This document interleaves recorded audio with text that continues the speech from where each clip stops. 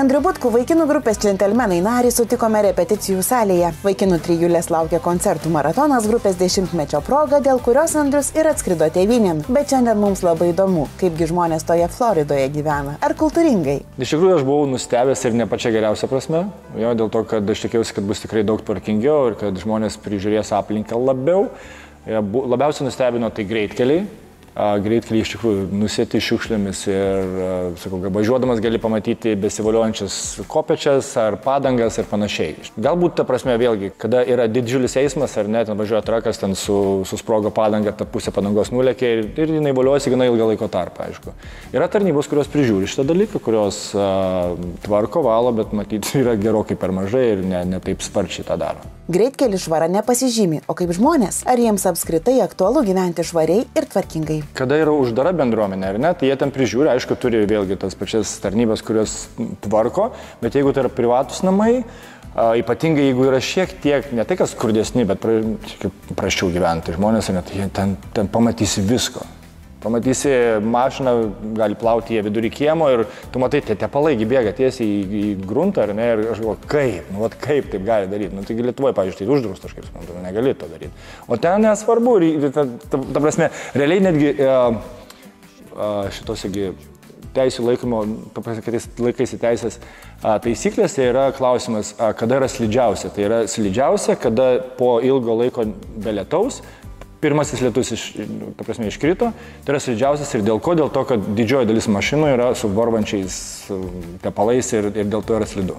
Tai įsivaizduokit, kokia ten yra situacija šitoje vietoje. Net nedrąsu jau ir klausimą užduoti apie rūšiavimo įpročius, bet bandome išsiaiškinti. Man per tiek metų neteko susidurti su nei vienu žmogumi, kuris rūšiuotų. Jo, plastikas, popieriai visi eina į vieną maišą ir paskui viską išveža. Beje, net ir to vieno maišo niekur nereikia nei nešti, nei vežti. Kaip viskas vyksta? Nuvežti nereikia, tai yra kaip vadinamas trash valai, kada tu palieki tiesiog prie savo durų apartamento ir vakare viską surenka. Ja, tiesiog viskas turi būti viename maiše ir tiesiog gražiausiai jie išveža. Ypatingo dėmesio čia sulaukia keturkojai ir jų šeimininkai.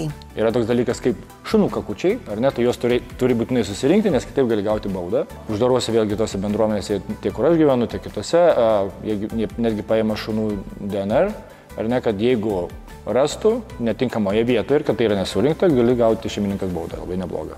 Išties įdomi praktika, o kur individualių namų savininkai deda nupjautą žolę? Dažniausiai, kas vyksta, tai viskas priklauso kuriam rajone. Ar ne, turtingesniam rajone, tai atvažiuoja tie patys, nesvarbu, darbininkai, ar ne, jie nupjauna, pas save susikrauna ir išsiveža. Ar ne, kas tiesiog privačiai viską daro, ar patys vargingesni, tai ten nusipjauna ir ten guli ta žolė ir niekam neįdomu. Tu gali pamatyti visko ten prie namų, nuo senų baldų, rakandų iki, kaip ir sakau, tepalais apėjusių mašinų. Aha, jei yra prie namų nereikalingų baldų, kaip jais atsikrato žmonės Floridoje? Gal turi mainų stoteles, kaip mes čia Lietuvoje?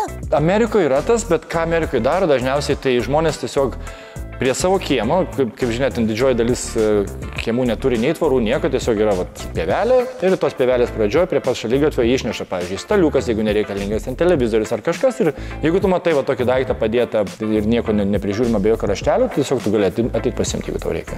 Jeigu jisai tinkamas, jeigu tau reikalingas. Jo.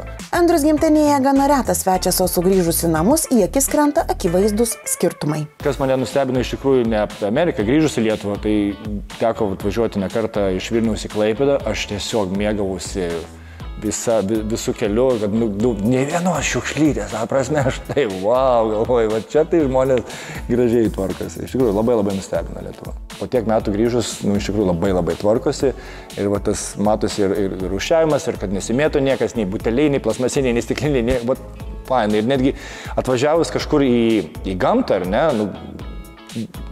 aš suprantu, kad pasitaiko visko, bet didžioji dalis yra susitvarkiusi ir mane labai nustebino mažieji miesteliai iš tikrųjų. Ypatingai mes čia turėsim koncertinį turą ir jau teko pavažinėti po Lietuvą dabar neseniai. Fantastiškai susitvarkė, iš tikrųjų, gražu, išeini į miesto aikštę, į miesto gatveles visas, puikiai. Džiaugiuosi dėl to. Kad jau užsiminėma apie koncertinį turą, iškilo toks klausimas. Ar džentelmenų gerbėjos elgiasi kaip tikros damos ir nešiukšlina? Nešiukšlina mūsų gerbėjos ir net nebandykit. Ne, aišku, visko pasitaiko, bet sakykim, kad ne.